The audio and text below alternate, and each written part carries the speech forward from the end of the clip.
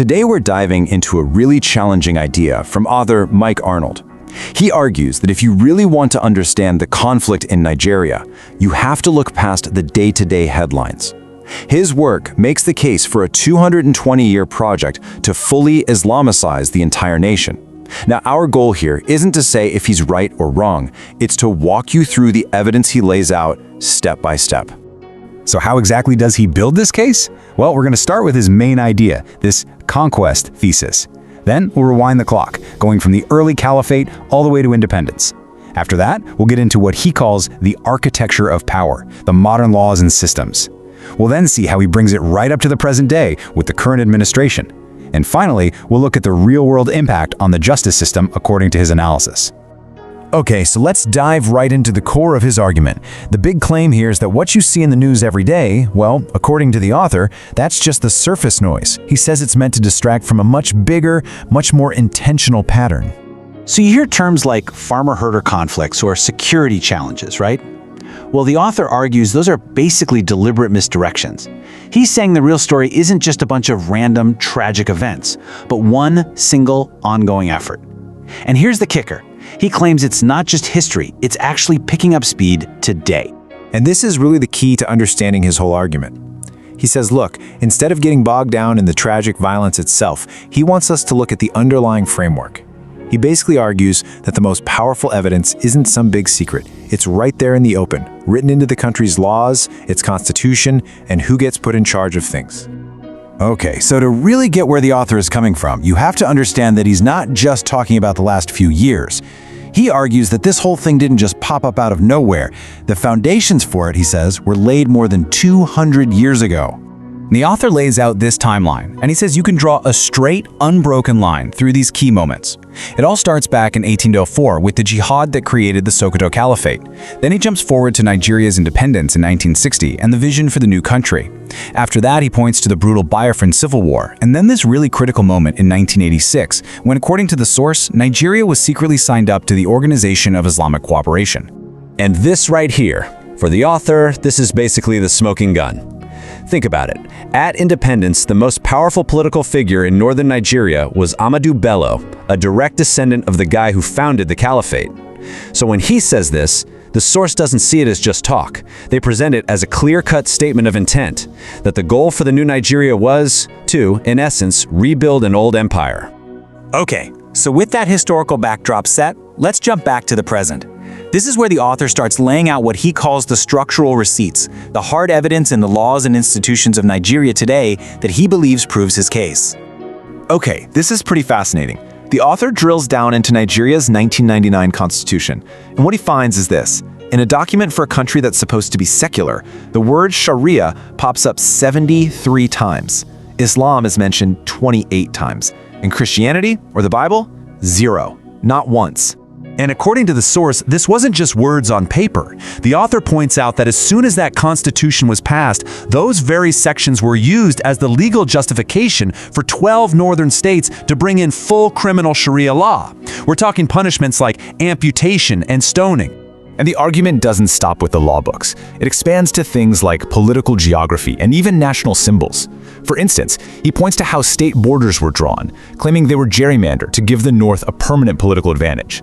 He brings up the government seizure of Christian missionary schools right after the Civil War. And he even zooms in on the presidential palace itself, pointing out that when it was built, it had multiple mosques, but a Christian chapel? That wasn't added until almost a decade later. Okay, so let's bring this right up to the here and now. The author's point is that this isn't some dusty historical artifact. He claims it's a living project, one that's actually speeding up under the current administration. And one of the key exhibits the author presents is this guy, Professor Salisu Shehu. He was recently put in charge of the national curriculum. I mean, we're talking about what 50 million Nigerian kids are taught in school. And the source makes a big deal of the fact that the professor's own description of his life's work is a concept he calls the Islamization of knowledge.